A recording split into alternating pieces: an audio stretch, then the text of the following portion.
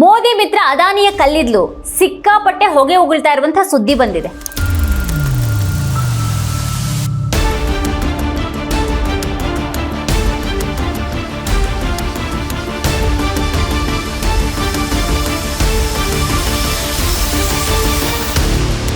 ಕಾಂಗ್ರೆಸ್ಗೆ ಅದಾನಿ ಕಡೆಯಿಂದ ಎಷ್ಟು ಟೆಂಪೋಗಳಲ್ಲಿ ಹಣ ಹೋಗಿದೆ ಅಂತ ಮೊನ್ನೆ ಅಷ್ಟೇ ಕೇಳಿದಂತಹ ಮೋದಿ अंबानी अडानी अंबानी अडानी अंबानी अडानी क्या टेम्पो भर करके नोटे कांग्रेस के लिए पहुंची है क्या? ಈಗ ಢಾಳಾಗಿ ಹೊಗೆ ಉಗುಳ್ತಾ ಇರುವಂತಹ ಅವರ ಉದ್ಯಮಿ ಮಿತ್ರನ ವ್ಯವಹಾರದ ವಿಚಾರವಾಗಿ ಏನ್ ಹೇಳ್ತಾರೆ?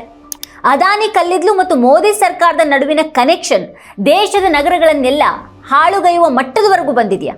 ಅದಾನಿ ಅತ್ಯಂತ ಕಳಪೆ ಗುಣಮಟ್ಟದ ಕಲ್ಲಿದ್ದಲನ್ನ ಆಮದು ಮಾಡಿಕೊಳ್ಳೋದು ಮತ್ತದನ್ನ ಮೋದಿ ಸರ್ಕಾರ ಉತ್ತಮ ಗುಣಮಟ್ಟದ ಕಲ್ಲಿದ್ದಲ ಬೆಲೆಗೆ ತೆಗೆದುಕೊಳ್ಳೋದು ನಡೀತಾ ಇದೆಯಾ?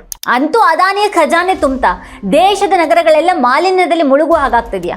ಕಳಪೆ ಗುಣಮಟ್ಟದ ಕಲ್ಲಿದ್ದಲು ಮಾರಾಟದಿಂದಾಗಿ ಭಾರತದ ವಿವಿಧ ನಗರಗಳಲ್ಲಿ ವಾಯು ಮಾಲಿನ್ಯ ಹೆಚ್ಚಾಗಿದೆ ಅಂತ ಪ್ರತಿಷ್ಠಿತ ಫೈನಾನ್ಷಿಯಲ್ ಟೈಮ್ಸ್ ಪತ್ರಿಕೆ ಪ್ರಕಟಿಸಿರುವಂತಹ ವರದಿ ಅದಾನಿ ಕಲ್ಲಿದ್ದಲು ಕನೆಕ್ಷನ್ನ ತೀರಾ ಹೊಸದೇ ಕಥೆಯಾಗಿದೆ.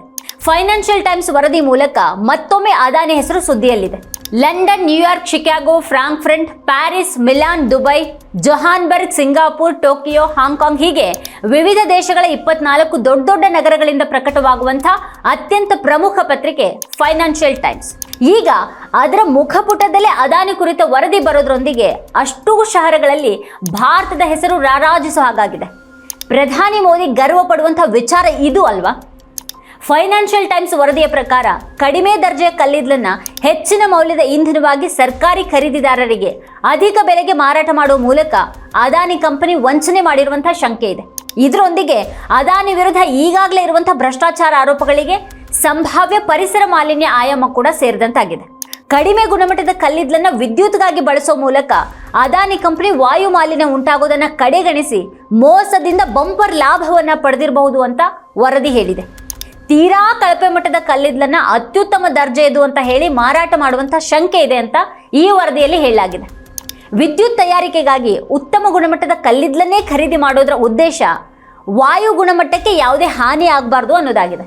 ಅಲ್ಲದೆ ಕಡಿಮೆ ಕಲ್ಲಿದ್ದಲಿನಿಂದಲೇ ಹೆಚ್ಚು ವಿದ್ಯುತ್ ಉತ್ಪಾದನೆ ಕೂಡ ಸಾಧ್ಯ ಆಗುತ್ತೆ. ಅದಕ್ಕಾಗಿ ಸರ್ಕಾರ ಹೆಚ್ಚು ಹಣವನ್ನು ನೀಡಿ ಖರೀದಿ ಮಾಡುತ್ತೆ. ಆದರೆ ಕಳಪೆ ಮಟ್ಟದ ಕಲ್ಲಿದ್ದಲಿನಿಂದ ವಿದ್ಯುತ್ ತಯಾರು ಮಾಡುವಾಗ ಹೆಚ್ಚು ಕಲ್ಲಿದ್ದಲನ್ನ ಸುಡಬೇಕಾಗತ್ತೆ ಮತ್ತು ಅದರಿಂದ ಪರಿಸರಕ್ಕೆ ತೀವ್ರ ಹಾನಿ ಉಂಟಾಗುತ್ತೆ. ವಾಯು ಮಾಲಿನ್ಯ ತೀವ್ರಗೊಳ್ಳೋದಕ್ಕೆ ಅದು ಕಾರಣ ಆಗುತ್ತೆ. ಫೈನಾನ್ಷಿಯಲ್ ಟೈಮ್ಸ್ನಲ್ಲಿ ಈ ವರದಿ ಬಂದ ಕೂಡಲೇ ಕಾಂಗ್ರೆಸ್ ಪ್ರತಿಕ್ರಿಯೆಯನ್ನು ಕೊಟ್ಟಿದೆ. ರಾಹುಲ್ ಗಾಂಧಿ ಸೇರಿದಂತೆ ವಿವಿಧ ನಾಯಕರು ಪ್ರತಿಕ್ರಿಯೆಯನ್ನು ಕೊಟ್ಟಿದ್ದಾರೆ. ಅಲ್ಲದೆ ಕಾಂಗ್ರೆಸ್ ಹ್ಯಾಂಡಲ್ಗಳಲ್ಲಿ ಮೋದಿ ಮತ್ತು ಅದಾನಿಯ ಜೊತೆಯಲ್ಲಿ ಕೊಯ್ಲಾ, ಕೋಲ್ಮಾಲ್, ಕಾಲಾಪತ್ತರ್ ಅನ್ನುವಂತಹ ಹೆಸರುಗಳೊಂದಿಗೆ ಪೋಸ್ಟರ್ಗಳನ್ನು ಪ್ರಕಟಿಸಲಾಗಿದೆ. ಕಾಲಾಪತ್ತರ್ ಒಂದು ಹಗರಣ ಅನ್ನುವಂತಹ ಪೋಸ್ಟರ್ ಅಂತೂ ಅದಾನಿ ಕಪ್ಪು ಬಿಳುಪು ಚಿತ್ರದೊಂದಿಗಿದೆ. ಫೈನಾನ್ಷಿಯಲ್ ಟೈಮ್ಸ್ ಈವರೆಗೆ ಅದಾನಿ ಹಗರಣಗಳ ಬಗ್ಗೆ 25 ವರದಿಗಳನ್ನು ಪ್ರಕಟಿಸಿದೆ. ಆದರೆ ಇದು ಯಾವುದೂ ಕೂಡ ಭಾರತದ ಮಡ್ಡಿನ ಮೀಡಿಯಾಗಳಲ್ಲಿ ಬರೋದಕ್ಕೆ ಸಾಧ್ಯನೇ ಇಲ್ಲ. ಇಲ್ಲಿನ ಭಟ್ಟಂಗೆ ಆಂಕರ್ಗಳು ಆ ಬಗ್ಗೆ ಚರ್ಚೆ ಮಾಡೋದಕ್ಕೂ ಸಾಧ್ಯ ಇಲ್ಲ. ಇನ್ನು ಅದರಲ್ಲಿ ಬಂದಿರುವಂಥ ಗಂಭೀರ ಆರೋಪಗಳ ಬಗ್ಗೆ ಇಲ್ಲಿನ ದ್ವೇಷ ಕಾರುವಂಥ ಆಂಕರ್ಗಳು ಪ್ರಧಾನಿಯನ್ನ ಪ್ರಶ್ನೆ ಮಾಡೋದನ್ನ ನಾವು ಕಲ್ಪನೆ ಮಾಡ್ಕೊಳ್ಳೋದಿಕ್ಕೂ ಕೂಡ ಅಸಾಧ್ಯ. ಫೈನಾನ್ಷಿಯಲ್ ಟೈಮ್ಸ್ನ ಪತ್ರಕರ್ತರು ಅದಾನಿ ಸಮೂಹದ ಅಸಲಿಯತ್ತನ್ನು ತಿಳಿಯೋದಿಕ್ಕೆ, ಸತ್ಯ ಹೊರಗೆಳೆಯೋದಕ್ಕೆ ಹಾಕಿರುವಂತಹ ಶ್ರಮ ಪರಿಶೀಲಿಸಿರಬಹುದಾದಂಥ ದಾಖಲೆ ಅದು ಎಷ್ಟಿರಬಹುದು? ಯಾಕಂದ್ರೆ ಒಬ್ಬ ಅದಾನಿ ವ್ಯವಹಾರಗಳ ಬಗ್ಗೆನೇ 25 ತನಿಖಾ ವರದಿಗಳನ್ನು ಆ ಪ್ರಮುಖ ಪತ್ರಿಕೆ ಪ್ರಕಟಿಸುತ್ತೆ ಅನ್ನೋದಾದ್ರೆ ಅದರ ತನಿಖೆಯ ಜಾಡು ಅದು ಎಷ್ಟು ತೀವ್ರದ್ದಾಗಿರಬಹುದು ಅನ್ನೋದನ್ನ ಊಹೆ ಮಾಡ್ಕೊಳ್ಬಹುದು. ಅದಾನಿ ಹಗರಣಗಳ ವಿರುದ್ಧ ದನಿ ಎತ್ತಲೇ ಬಂದಿರುವವರು ರಾಹುಲ್ ಗಾಂಧಿ. पहले मैंने कहा मोदी जी 10 साल आपने अदानी अंबानी का नाम नहीं लिया. अब आप अपने एक भाषण में अदानी अंबानी का नाम लो. 2 दिन बाद नरेंद्र मोदी जी कहते हैं टेम्पो में अदानी और अंबानी कांग्रेस पार्टी को पैसा दे रहा है. नरेंद्र मोदी जी आपको मालूम कैसे कि टेम्पो में दे रहा है?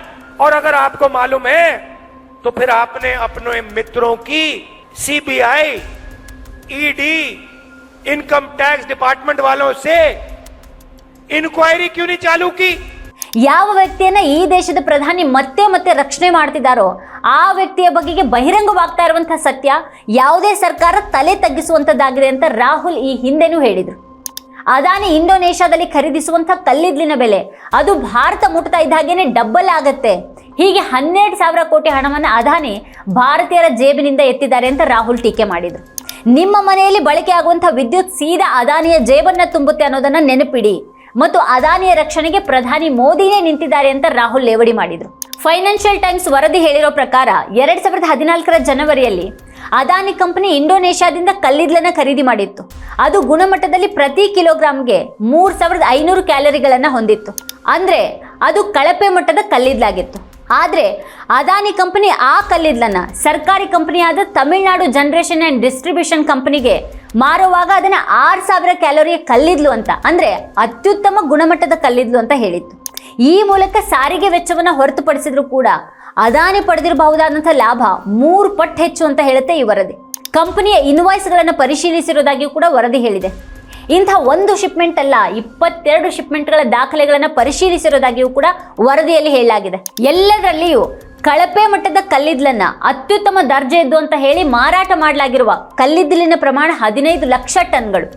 ಹಾಗೆ ಕಡಿಮೆ ಬೆಲೆಯ ಕಲ್ಲಿದ್ದಲನ್ನ ಅತ್ಯುತ್ತಮ ಗುಣಮಟ್ಟದ್ದು ಅಂತ ಹೇಳಿ ಭಾರಿ ಬೆಲೆಗೆ ಸರ್ಕಾರದ ಸಂಸ್ಥೆಗೆ ಮಾರಾಟ ಮಾಡಿರೋದ್ರಿಂದ ನೇರವಾಗಿ ಸರ್ಕಾರದ ಬೊಕ್ಕಸಕ್ಕೆ ನಷ್ಟವಾಗಿದೆ ಅಂತ ವರದಿ ಹೇಳಿದೆ. ಸಂಘಟಿತ ಅಪರಾಧ ಮತ್ತು ಭ್ರಷ್ಟಾಚಾರ ವರದಿ ಯೋಜನೆ ಅಂದರೆ OCCRP ಮತ್ತು ಫೈನಾನ್ಷಿಯಲ್ ಟೈಮ್ಸ್ ವರದಿ ಮೂಲಕ 2 ವಿಚಾರಗಳು ಇಲ್ಲಿ ಸ್ಪಷ್ಟವಾಗಿವೆ. ಒಂದು, ಕಳಪೆ ಮಟ್ಟದ ಕಲ್ಲಿದ್ದಲನ್ನ ಅತ್ಯುತ್ತಮ ಗುಣಮಟ್ಟದ ಕಲ್ಲಿದ್ದಲು ಅಂತ ಹೇಳಿ ಮಾರಾಟ ಮಾಡೋ ಮೂಲಕ ಭಾರಿ ಲಾಭ ಮಾಡಿಕೊಳ್ಳಲಾಗಿದೆ. ಎರಡನೇದಾಗಿ, ಕಳಪೆ ಮಟ್ಟದ ಕಲ್ಲಿದ್ದಲು ಉರಿಸೋದ್ರಿಂದ ವಾಯು ಗುಣಮಟ್ಟಕ್ಕೆ ಭಾರಿ ಹಾನಿ ಉಂಟು ಮಾಡಲಾಗಿದೆ. ದಿ ಲ್ಯಾನ್ಸೆಟ್ 2022 ಅಧ್ಯಯನದ ಪ್ರಕಾರ ವಾಯು ಮಾಲಿನ್ಯದಿಂದಾಗಿ ಭಾರತದಲ್ಲಿ ಪ್ರತಿ ವರ್ಷ 20 ಲಕ್ಷಕ್ಕೂ ಹೆಚ್ಚು ಜನ ಸಾಯ್ತಾ ಇದ್ದಾರೆ. ಅದರಲ್ಲೂ ಕಲ್ಲಿದ್ದಲು ಬಳಸುವಂಥ ವಿದ್ಯುತ್ ಸ್ಥಾವರಗಳ ಸುತ್ತಮುತ್ತಲಿನ ಪ್ರದೇಶಗಳಲ್ಲಿ ಮಕ್ಕಳ ಮರಣ ಪ್ರಮಾಣದಲ್ಲಿ ಗಮನಾರ್ಹ ಹೆಚ್ಚಳ ಕಂಡುಬಂದಿದೆ ಅಂತ ಅಧ್ಯಯನ ಹೇಳುತ್ತೆ. ವಾಯು ಮಾಲಿನ್ಯದಿಂದಾಗಿ ಸಂಭವಿಸುವಂಥ ಸಾವುಗಳ ಲೆಕ್ಕದಲ್ಲಿ ಭಾರತ ಇಡೀ ಜಗತ್ತಿನಲ್ಲಿಯೇ ಮೊದಲ ಸ್ಥಾನದಲ್ಲಿದೆ, ಚೀನಾ 2ನೇ ಸ್ಥಾನದಲ್ಲಿದೆ. ಅದಾನಿ ಕಲ್ಲಿದ್ದಲು ಗುಣಮಟ್ಟದ ಬಗ್ಗೆ ಇದೇ ಮೊದಲ ವರದಿ ಏನಲ್ಲ ಇದು. ಈ ಹಿಂದೆ ಕೂಡ ಫೈನಾನ್ಷಿಯಲ್ ಟೈಮ್ಸ್ ವರದಿ ಮಾಡಿತ್ತು. 2021ರಿಂದ 2023 ಅವಧಿಯಲ್ಲಿ ಅದಾನಿ ಕಂಪನಿ $5 ಬಿಲಿಯನ್ ಮೌಲ್ಯದ ಕಲ್ಲಿದ್ದಲನ್ನ ಆಗಿನ ಮಾರುಕಟ್ಟೆ ಬೆಲೆಗೆ ಹೋಲಿಕೆ ಮಾಡಿದ್ರೆ ದುಪ್ಪಟ್ಟು ಬೆಲೆಗೆ ಆಮದು ಮಾಡಿಕೊಂಡಿತ್ತು. ಅದನ್ನು ಪ್ರತಿಪಕ್ಷಗಳು ಪ್ರಶ್ನೆ ಮಾಡಿದ್ವು, ಆಕ್ಷೇಪಿಸಿದ್ವು. ಆದರೆ ಅದಾನಿಯನ್ನ ರಕ್ಷಣೆ ಮಾಡೋದಕ್ಕೆ ನಿಂತಹ ಮೋದಿ ಸರ್ಕಾರ ವಿಪಕ್ಷಗಳನ್ನೇ ದೇಶಕ್ಕೆ ಕೆಟ್ಟ ಹೆಸರು ತರ್ತಾ ಇವೆ ಅಂತ ಟೀಕೆ ಮಾಡಿತ್ತು. ಆದರೆ ಅದೇ ಮೋದಿ ಈ ಸಲ ಮೊದಲ ಬಾರಿಗೆ ಅದಾನಿ ಮತ್ತು ಅಂಬಾನಿಯ ಕಪ್ಪಣ ತುಂಬಿದಂಥ ಟೆಂಪೋಗಳು ಕಾಂಗ್ರೆಸ್ ಕಚೇರಿಗೆ ಹೋಗಿವೆ ಅಂತ ಹೇಳಿದರು. क्या टेम्पो भर करके नोटे कांग्रेस के लिए पहुंची है क्या? ಮೋದಿ ಮಾತಿಗೆ ಅದಾನಿ ಕಡೆಯಿಂದಲೂ ಆಕ್ಷೇಪ ಬರಲಿಲ್ಲ, ಅಂಬಾನಿ ಕಡೆಯಿಂದಲೂ ಬರಲಿಲ್ಲ. ಅದಾದ ಮೇಲೆ ಮೋದಿ ಕೂಡ ಆ ಬಗ್ಗೆ ಮಾತಾಡಲೇ ಇಲ್ಲ. ಆದರೆ ವಿಪಕ್ಷಗಳು ಬಿಡಲಿಲ್ಲ. ಟೆಂಪೋ ಎಲ್ಲಿ ಹೋಯ್ತು ಹೇಳಿ ಅಂತ ಕೇಳೋದಿಕ್ಕೆ ಶುರು ಮಾಡಿದ್ವು. ಆದರೆ ಮೋದಿ ಇದ್ರ ಬಗ್ಗೆ ಮಾತಾಡಲಿಲ್ಲ. ಅದಾನಿ ಕಲ್ಲಿದ್ದಲು ವಿಚಾರವಾಗಿ ಹಣಕಾಸು ಸಚಿವಾಲಯದ ತನಿಖಾ ಏಜೆನ್ಸಿ ಆಗಿರುವಂಥ ಕಂದಾಯ ಗುಪ್ತಚರ ನಿರ್ದೇಶನಾಲಯ ಅಂದರೆ DRI 2016ರಲ್ಲಿ ತನಿಖೆಯನ್ನು ಆರಂಭ ಮಾಡಿತು. ಆದರೆ 2019ರಲ್ಲಿ ಬಾಂಬೆ ಹೈಕೋರ್ಟ್ DRI ತನಿಖೆಗೆ ತಡೆ ನೀಡಿತು. ಅದಾನಿ ಸಮೂಹದ ಪರವಾಗಿ ಕೋರ್ಟ್ ತೀರ್ಪನ್ನು ಕೊಟ್ಟಿತ್ತು. ಆಗ DRI ಸುಪ್ರೀಂ ಕೋರ್ಟ್ ಮೊರೆ ಹೋಯಿತು. ಆದರೂ ಪ್ರಕರಣ ಮಾತ್ರ ಕುಂಠಿತ ಸಾಗಿದೆ. 2023 ಅಕ್ಟೋಬರ್ನಲ್ಲಿ ದಿ ಇಂಡಿಯನ್ ಎಕ್ಸ್ಪ್ರೆಸ್ ವರದಿ ಮಾಡಿರೋ ಪ್ರಕಾರ ಈ ಪ್ರಕರಣದ ವಿಚಾರವಾಗಿ ಸುಪ್ರೀಂ ಕೋರ್ಟ್ನಲ್ಲಿ ಕಳೆದ 4 ವರ್ಷಗಳಲ್ಲಿ 4 ಬಾರಿ ಮಾತ್ರನೇ ವಿಚಾರಣೆ ನಡೆದಿದೆ. ಇಷ್ಟಾಗಿಯೂ ವಿಷಯ ಇನ್ನೂ ವಾದ ವಿವಾದಗಳ ಹಂತಕ್ಕೂ ಮುಟ್ಟಿಲ್ಲ. ಅತಿ ಹೊಗೆಯುಗುಳುವಂಥ ಅದಾನಿ ಕಲ್ಲಿದ್ದಲು ಕುರಿತು ಫೈನಾನ್ಷಿಯಲ್ ಟೈಮ್ಸ್ ವರದಿ ವಿಚಾರದಲ್ಲಿ ಅದಾನಿ ಕಂಪನಿ ಪ್ರತಿಕ್ರಿಯೆ ಕೊಟ್ಟಿದ್ದು ಆರೋಪಗಳನ್ನು ನಿರಾಕರಿಸಿದೆ.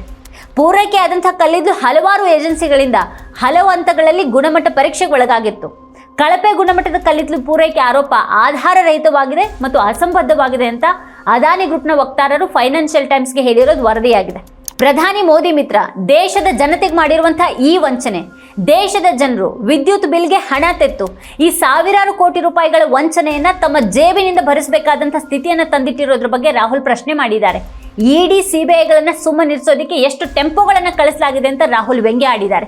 ಹೇಗೆ ತಾವು ದೇಶಭಕ್ತರು ಅಂತ ಹೇಳ್ಕೊಳ್ಳುವಂಥ ಮಂದಿ ತಮ್ಮ ಮಿತ್ರರ ಕೈಯಲ್ಲಿ ಈ ದೇಶವನ್ನ ಇಟ್ಟು ಲೂಟಿಯಲ್ಲಿ ಶಾಮೀಲಾಗಿದ್ದಾರೆ ಅನ್ನೋದನ್ನ ದೇಶದ ಜನಸಾಮಾನ್ಯರು ತಿಳಿಬೇಕಾಗಿದೆ. ಇಲ್ಲದೆ ಹೋದಲ್ಲಿ ರಾಹುಲ್ ಗಾಂಧಿ ಅವರು ಹೇಳೋ ಹಾಗೆ ನಾವಿಲ್ಲಿ ಉರಿಸುವಂಥ ವಿದ್ಯುತ್ ಅಲ್ಲಿ ಅದಾನಿಯ ಜೇಬನ್ನು ತುಂಬಿಸ್ತಾನೆ ಇರುತ್ತೆ. ಮತ್ತದ್ರ ಬಗ್ಗೆ ಕೊಂಚವಾದ್ರೂ ಸುಳಿವು ನಮಗಿರೋದೂ ಇಲ್ಲ. ಇದೇ ಈ ಹೊತ್ತಿನ ಸ್ಪೆಷಲ್. ನೋಡ್ತಾ ಇರಿ ವಾರ್ತಾಭಾರತಿ. ನೀವಿನ್ನು ವಾರ್ತಾಭಾರತಿ ಯೂಟ್ಯೂಬ್ ಚಾನಲ್ಗೆ ಸಬ್ಸ್ಕ್ರೈಬ್ ಆಗಿಲ್ಲ ಅಂದರೆ ಕೂಡಲೇ ಸಬ್ಸ್ಕ್ರೈಬ್ ಆಗಿ, ಹಾಗೆಲ್ಲೇ ಪಕ್ಕದಲ್ಲಿರುವ ಬೆಲ್ ಐಕಾನ್ನ ಪ್ರೆಸ್ ಮಾಡಿ.